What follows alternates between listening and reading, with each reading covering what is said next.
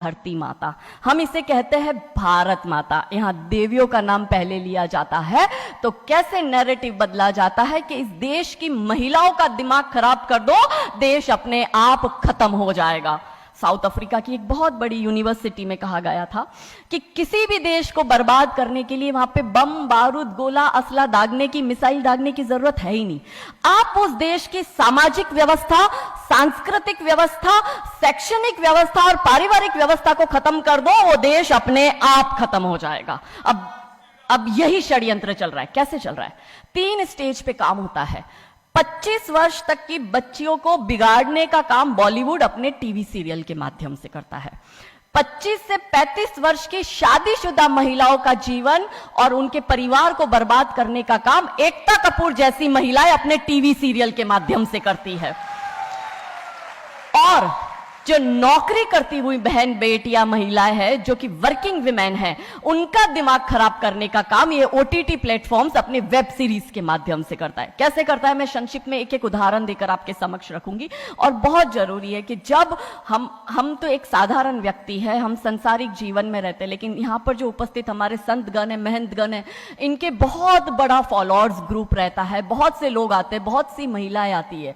ये बात वहां तक पहुंचे क्योंकि वो यहां पर उपस्थित नहीं है, पर हमें पता है कि वीडियो के माध्यम से हमारे संत श्री, हमारे महंत श्री हमारी ये वाणी जो है उन तक पहुंचाएंगे कि कैसे करते हैं। ये एक फिल्म बनाते हैं, 25 वर्ष तक की बच्चियों को कैसे बिगाड़ना है। हिंदुओं के परिवारों को बिगाड़ने के, तोड़ने के षड्यंत्र चल रहे हैं। और सिर्फ एक हिंदू को नहीं खराब करना है, उसके पूरे के पूरे कुटुंब को बर्बाद कर देना है। तो एक भारत की महिला 2 परिवार को जोड़ती है, मायका पक्ष और ससुराल पक्ष। और हम कहते हैं कि भारत की परिवार व्यवस्था जो है वो मानवता की सबसे बड़ी देन है। तो इसी व्यवस्था को खत्म कर दो। कैसे कर दो? तो ये एक फिल्म बनाते हैं, अतरंगी रे। हमारी क्योंकि दीदी भी यहाँ उपस्थित है जो कि सेंसर बोर्ड में सदस्य है, तो हम इतना उनसे विनती करेंगे कि हमारी ये बात भी उन तक पहुंचाए। सिस्टमैटिकली ये फिल्मों में लड़की दिखाएंगे हिंदू की, लड़का दिखाएंगे मियां भाई का, और उसमें भी दिखाएंगे कि वो लड़का चाहे अनपढ़ हो, चाहे गवार हो, चाहे आतंकवादी हो, चाहे पंचर छाप हो, और वो हिंदू की लड़की चाहे कितनी पढ़ी लिखी हो, लेकिन उसका परिवार जो है वो रूढ़िवादी है, वो रिग्रेसिव है, और उसके सामने यदि वो घोड़ा भी चला रहा है, खच्चर टट्टू भी चला रहा है, तो वो बड़ा प्रोग्रेसिव है, वो बड़ा संस्कारी है। कैसे करते हैं? ये एक फिल्म बनाते हैं, अतरंगी रे। अतरंगी रे फिल्म में जो कि आज की युवा बच्चियों का लेटेस्ट क्रश है, सारा अली खान हीरोइन लेते हैं। हमारी युवा बच्ची इसको फॉलो करती है। उसमें यह दिखाते हैं कि सारा अली खान जो एक मुस्लिम लड़के के प्यार में पड़ जाती है और अपने परिवार से विरोध कर कर, उनसे लड़ झगड़ कर ट्रेन में बैठकर वो भाग जाती है। उसी ट्रेन में एक संवाद होता है उस पिक्चर के हीरो का और उसी हीरोइन का। दोनों अपनी अपनी लव स्टोरी शेयर करते हैं। तो हीरोइन पूछती है हीरो को कि तुम्हारी लव स्टोरी बताओ। तो वो कहता है कि कल मेरी शादी होने वाली और लव स्टोरी तो मेरी लव स्टोरी है कि मैंने बचपन से जिस लड़की से प्यार किया, जिसके साथ पढ़ाई की, जिसके साथ मैं बढ़ा हुआ, उसी लड़की से, मेरी बचपन की मित्र जो मेरे समाज की है, जो मेरे गांव की है, उसके साथ ही मेरी शादी होने वाली है। तो वो हीरोइन कहती है अरे ये और कोई लव स्टोरी है? ये लव स्टोरी नहीं हो सकती। तो हीरो पूछता है तो फिर क्या हो सकती है लव स्टोरी? तो वो कहती है कि मैंने एक मुस्लिम लड़के से प्यार किया है, मैं ठाकुरों की लड़की हूं, पूरा समाज, पूरा घर, पूरा परिवार मेरे खिलाफ है, और मैं उन सबको ठोकर मारकर, उनकी भावनाओं को ठोकर मारकर अभी ट्रेन में बैठकर भाग रही हूं उस लड़के से शादी करने के लिए। और वो हीरोइन वहां पे डायलॉग देती है कि लव स्टोरी तो मेरी लव स्टोरी है कि मैं ठाकुर की लड़की और वो कतई मियां भाई, और ये है असली लव स्टोरी। तब हमारी 13, 14, 15 साल की युवा बच्ची, जिसके शरीर में हार्मोन्स चेंज होते हैं, आकर्षण होता है विपरीत व्यक्ति के लिए, तब वो आकर्षण में ये सोचती है कि हिंदू होके हिंदू बॉयफ्रेंड नहीं रखना, हिंदू होके हिंदू से प्यार नहीं करना। आप इतिहास में छपेगी, आपकी लव स्टोरी तभी बनेगी जब आप किसी मियां भाई से प्यार करेगी और उससे शादी करेगी। तो कैसे सिस्टमैटिकली ये स्लो पॉइजन बॉलीवुड की फिल्मों के माध्यम से फ्रेजाइल माइंड में डाला जा रहा है। और आज देखो कि क्यों समाज में लव जिहाद के इतने केस बन रहे हैं, और उसका सबसे बड़ा और मुख्य कारण बॉलीवुड है, क्योंकि इन बॉलीवुड वालों ने हमारी बेटियों को हादी रानी और रानी चिन्नमा रानी अब्बा का नहीं दिखाया। इन बॉलीवुड वालों ने हमारी बेटियों को करीना खान दिखाया है ताकि वो अपनी कोख से तैमूर और जहांगीर पैदा करे। ये बॉलीवुड वाले लव स्टोरी पर फिल्म बनानी है तो ये हादी रानी और राजा रावत सिंह चुड़ावत पर क्यों नहीं बनाते? मैं आपको उनकी कथा शॉर्ट में करती हूं कि राजा रावत का शादी जो होता है वो हदी रानी से होता है, मेवाड़ के राजा है, और औरंगजेब की सेना आक्रमण करने आती है। और जब औरंगजेब की सेना आती है तो राजा रावत सिंह का 2 दिन पहले ही विवाह हुआ होता है हादी रानी से। तो राजा जी की इच्छा नहीं होती कि मैं युद्ध लड़ने जाऊं, तो हादी रानी बड़े क्रोधित होते हैं। वो कहते तुम मेरी चिंता छोड़ो, तुम अभी इस मातृभूमि की रक्षा के लिए, इस धर्म की रक्षा के लिए आप युद्ध भूमि में जाओ और आप मेरी चिंता मत करना। यदि आप बलिदान भी हो जाओगे तो मैं प्राउडली अपने आप को आपकी विधवा कहूंगी। तब राजा रावत युद्ध लड़ने जाते हैं। युद्ध भूमि में राजा रावत जी को हादी रानी की बहुत याद आती है, क्योंकि नई नई शादी हुई होती है तो नई बियाई दुल्हन को छोड़ के आए होते हैं, तो बहुत याद करते हैं। तो वो अपने दूत को कहते हैं अभी सेना आने में समय होता है और युद्ध में भी समय होता है, तो वो कहते हैं अपने दूत को कि जा तू रानी सा के पास जा महल में और उनसे कहे कि राजा जी को आपकी बहुत याद आ रही है, आप अपनी कोई एक निशानी उनके लिए भेजो। दूत भी बड़ा टेंशन में आ गया कि ये युद्ध भूमि में बैठे और इनको हादी रानी की याद आ रही है, ये युद्ध लड़ेंगे कैसे और जीतेंगे कैसे। पर वो दूत डरते डरते पहुंचा रानी सा के पास और रानी सा को कहता है कि राजा रावत जी ने आपकी एक निशानी मंगाई है, उनको आपकी बहुत याद आ रही है।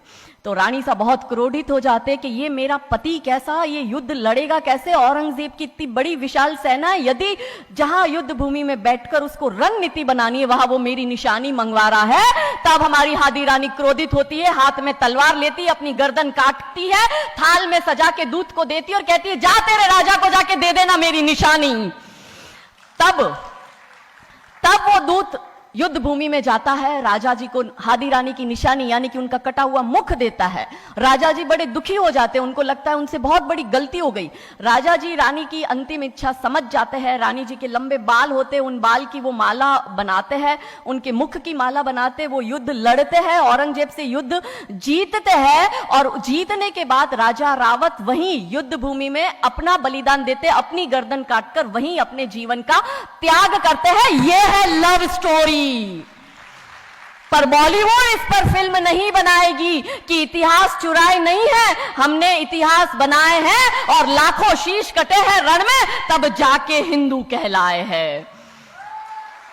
ये महान गौरवशाली इतिहास हमारा, पर बॉलीवुड इसका इतिहास हमारे समक्ष आने नहीं देता। अब रहा 25 से 35 वर्ष की महिला, कैसे बिगाड़ती है एकता कपूर। वही sari, typical dress, typical getup, पीछे उसकी सीरियल में एकता कपूर की सीरियल में पीछे बहुत बड़ी अंबे मां की मूर्ति। दिखाएंगे कैसे हिंदू महिला को, क्योंकि परिवार खत्म करना है हिंदुओं का। तो वो एक से प्यार करेगी, शादी दूसरे से करेगी, जीवन में तीसरा पुरुष आएगा, फिर दूसरा मर जाएगा, फिर उसको चौथा पसंद आने लगेगा, फिर जो मर गया वो जिंदा हो जाएगा, फिर कंफ्यूज हो जाएगी किसके साथ जाऊं, दूसरे के साथ कि चौथे के साथ। क्या हमारी भारतीय महिलाएं, क्या हमारी हिंदू महिलाएं, सबसे बड़ा प्रश्न यह है कि क्या हम 4-4 पुरुषों के साथ अफेयर करते हैं?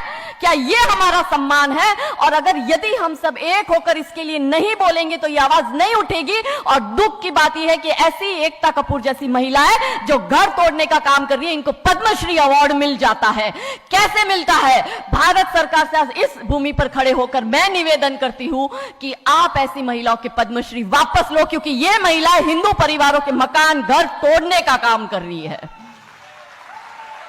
और तीसरा और अंतिम, नौकरी करने वाली बहनों का दिमाग कैसे खराब करना है। तो ओटीटी प्लेटफॉर्म के माध्यम से ये दिखाएंगे कि यदि आप नौकरी कर रही है तो आपके सास ससुर आपके पैर की जूती, आपका पति आपके पैर की जूती। बच्चा पैदा करने के लिए आपको किसी से शादी करने की जरूरत नहीं है, आपको ससुराल व्यवस्था में रहने की जरूरत नहीं है, और आप है फेमिनिस्ट। और स्त्रीवाद का झंडा दिखाकर हमारी बहन बेटियों को एक हाथ में शराब का ग्लास, दूसरे हाथ से सिगरेट फूको, अंग्रेजी में गालियां बको और आप अपने आप को फेमिनिस्ट कहो। क्या यह फेमिनिज्म है भारत की धरती का? ये कभी नहीं हो सकता। रानी चिन्नमा, रानी अब्ब का फेमिनिज्म का उदाहरण है। और दूर जाने की जरूरत नहीं है, हमारी परम पूजनीय दीदी मां साध्वी रितंबरा दीदी मां फेमिनिज्म का सबसे बड़ा उदाहरण हमारे समक्ष है। रानी नायका देवी, रानी लक्ष्मीबाई हमारे लिए फेमिनिज्म का सबसे बड़ा उदाहरण है। तो यहां उपस्थित सभी महानुभावों से हम यही विनती करते हैं कि फिल्म के माध्यम से ड्रग्स, अश्लीलता और गाली गलौच ये दिखाने के सिवाय कुछ नहीं होता। तो हम सब मिलकर एक साथ एक आवाज उठाए कि इन चीजों का बंद होना बहुत जरूरी है, क्योंकि आने वाली पीढ़ियों को बर्बाद करने का काम ये लोग अपने टीवी सीरियल और फिल्मों के माध्यम से कर रहे हैं। और क्योंकि शुरुआत भगवान राम जी के नाम से करी थी, तो अंत भी हम भगवान राम जी के नाम से करना चाहेंगे कि कौन है राम। राम जो है चेतना है, बिंदु है, बिंदु जिससे प्रस्फुटित है तेज, तेज जो कि इस समस्त सृष्टि की रचना की कल्पना का हेतु है, अनाम है, अनाम जो है पंक्ति में प्रथम, प्रथम है धर्म धैर्य का